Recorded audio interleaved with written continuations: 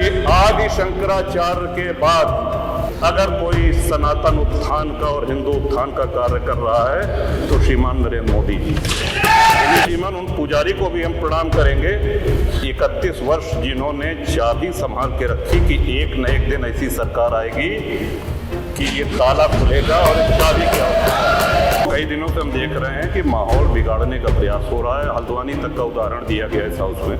बाबर, गजनी, गोरी, औरंगजेब लुटेरे दीवार के ऊपर शिखर तोड़ करके गुम्बद बना देने से ये गंगा जमुनी तहजीब नहीं होती। अल्लामा इकबाल पहले वो व्यक्ति थे जिन्होंने कहा कि हिंदू और मुसलमान एक साथ नहीं रह सकते। ऐ याद रोते गंगा वो दिन है याद तुझको उतरा तेरे किनारे जब कारवां हमारा, चीनो अरब हमारा, हिंदुस्तान हमारा, मुस्लिम है हम, वतन है सारा जहां हमारा। ये हम ही क्या धर्मार्थ रहते रहेंगे, सभी कुछ हो मौन सहते रहेंगे कि धर्म को देंगे बल अन्य जन भी सजेंगे क्रूरता छल अन्य जन भी। अगर बाबर और औरंगजेब की अनुसरण करेंगे, उनका अनुकरण करेंगे, तब तो शांति की कोई गारंटी नहीं। कुछ बातें यहाँ पे गलत कही गई हैं, सत्य से परे कही गई हैं, और कुछ आधी अधूरी बातें करी गई हैं जिससे बाहर एक भ्रम और भ्रांति वाली स्थिति भी बनती है। जीवन, जैसा कि हमने महामहिम राज्यपाल के अभिभाषण में कहा था कि प्रभु श्री राम की चर्चा सर्वाधिक हुई, बहुत अच्छी बात है। डॉक्टर लोहिया को मानने वाले लोग भी ये मानेंगे कि डॉक्टर लोहिया ने जन सामान्य को भगवान श्री राम के आदर्शों पर चलने की प्रेरणा देने के उद्देश्य से प्रतिवर्ष रामायण मेले का आयोजन किया करते थे। डॉक्टर लोहिया का ही एक ये बयान था कि बाबर, गजनी, गोरी, औरंगजेब लुटेरे थे, रसखान और रहीम हमारे पूर्वज थे। श्रीमन, ये बात यहाँ पे इसलिए कहना आवश्यक हो रही है कि पिछले दिनों, कई दिनों से हम देख रहे हैं कि माहौल बिगाड़ने का प्रयास हो रहा है। हल्द्वानी तक का उदाहरण दिया गया इस हाउस में। सरकार अपनी जगह पे पूरा प्रयास करती है कि हमारे राज्य में कोई उपद्रव न हो, अशांति न हो, लेकिन कहीं ना कहीं एक ये आभास हो रहा है हमको कि माहौल खराब करने का एक प्रयास हो रहा है। बात की गई श्री राम जन्मभूमि की, साक्षात भगवान श्री राम ने अवतार लिया।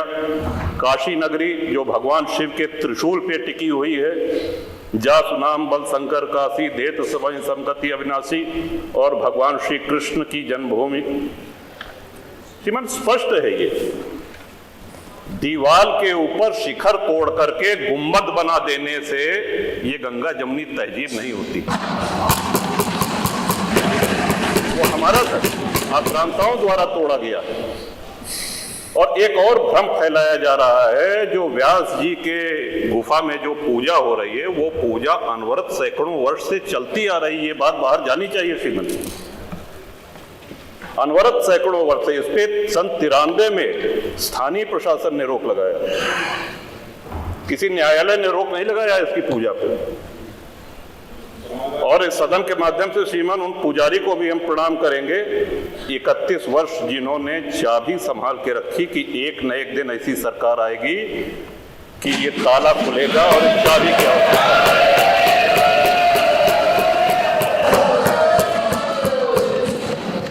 अल्लामा इकबाल, फिर वही होता है कि आधा अधूरा बोल दिए जो है पूरा बोलना चाहिए। अल्लामा इकबाल पहले वो व्यक्ति थे जिन्होंने कहा कि हिंदू और मुसलमान एक साथ नहीं रह सकते। पाकिस्तान के आइडियोलॉजिकल फादर, इसने कहा कि मुस्लिमों को अलग देश चाहिए। जिन्ना को रास्ता बताने वाले, जिन्ना को उकसाने वाले, और पाकिस्तान के पक्ष में भारत के मुसलमानों ने वोटिंग करी जिसमें 98% लोगों ने कहा कि हिंदू और मुस्लिम साथ साथ नहीं रह सकते। इस बात पे लेकर के बंटवारा हुआ और सारे जहां से अच्छा जो कविता सुनाई गई वो अधूरी है। 2 पंक्ति उसकी हम भी सुना दे रहे हैं कि ऐ आब रूद गंगा वो दिन है याद तुझको उतरा तेरे किनारे जब कारवां हमारा। कि गंगा के वो मैदान तुमको याद है जब हमारा कारवां उधर से आक्रांताओं का कारवां आया था। ऐ आब रूद गंगा वो दिन है याद तुझको उतरा तेरे किनारे जब कारवां हमारा, चीनो अरब हमारा, हिंदुस्तान हमारा, मुस्लिम है हम, वतन है सारा जहां हमारा। ये तरानाए मिल्ली की पंक्तियां हैं, अल्लामा इकबाल ने 1910 में लिखी थी शिवन।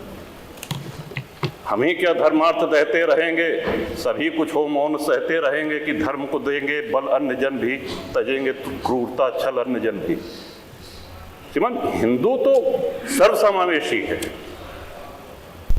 किसको आश्रय नहीं मिला, किसको आसरा नहीं मिला। यहाँ पे जो भी संकट में आया उसको हमने अपनाया। कभी किसी हिंदू ने नहीं कहा कि हम मुसलमान के साथ नहीं रह सकते। उल्टा जब बंटवारा हुआ, धर्म के आधार पर हुआ, पाकिस्तान बना, जो मुस्लिम वहां जा रहे थे, हिंदुओं ने उनको रोकने का काम किया कि आप रहिए हमारे साथ, भाई भाई बन के रहिए। ये इस संवेदनशीलता को रसखान जी, अब्दुल रहीम खान खाना, इनके आदर्शों पे चलेंगे तब अच्छा वातावरण, अच्छा माहौल बनेगा। अगर बाबर और औरंगजेब की अनुसरण करेंगे, उनका अनुकरण करेंगे, तब तो शांति की कोई गारंटी नहीं।